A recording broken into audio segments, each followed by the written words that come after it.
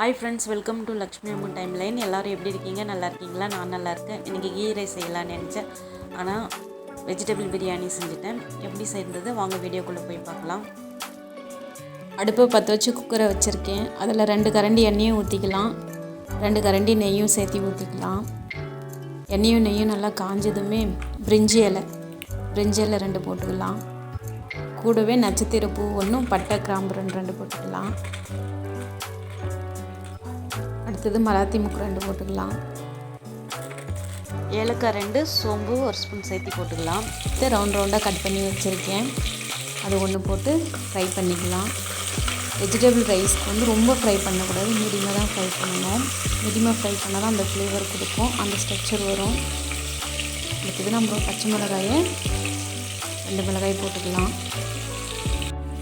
நல்லா வதக்கி விட்டுட்டு இஞ்சி பூண்டு பேஸ்ட் 1 ஸ்பூன் சமமாக அரைச்சிது. கறிவேப்பிலை சேர்த்துக்கலாம். நல்லா கொஞ்சம் வதக்கி விடுங்க. அடுத்தது புதினா மல்லி போட்டு நல்லா ஃப்ரை பண்ணி விட்டுக்கலாம். அடுத்தது பெரிய தக்காளியை 1 எடுத்து வச்சுருக்கேன். நல்லா போட்டு மிக்ஸ் பண்ணிக்கோங்க.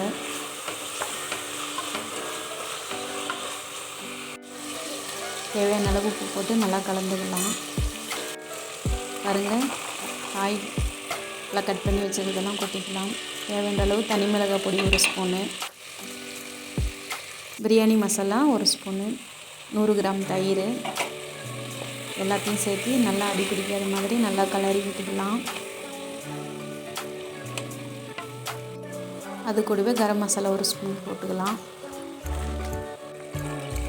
இப்போ தேவையான அளவு தண்ணி ஊற்றிக்கலாம். நான் வந்து 1 கப்புக்கு பாஸ்மதி ரைஸ்ன்றதுனால 1.5 கப் தண்ணி ஊற்றிருக்கிறேன். பாஸ்மதி ரைஸ் எடுத்தால் எப்போவுமே வந்து 1க்கு 1.5 தான் வைக்கணும்.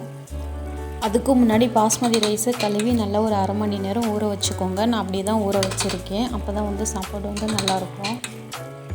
அரிசியை ஃபுல்லாக போட்டு நல்லா பரப்பி விட்டு தேவையான அளவு உப்பு போட்டு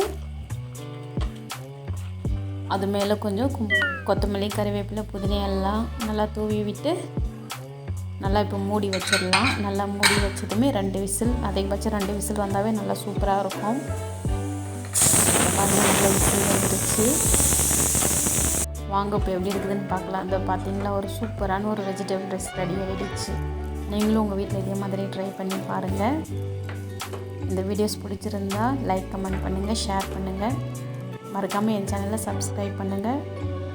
நன்றி, வணக்கம். உங்கள் தோழி லக்ஷ்மி அம்மா.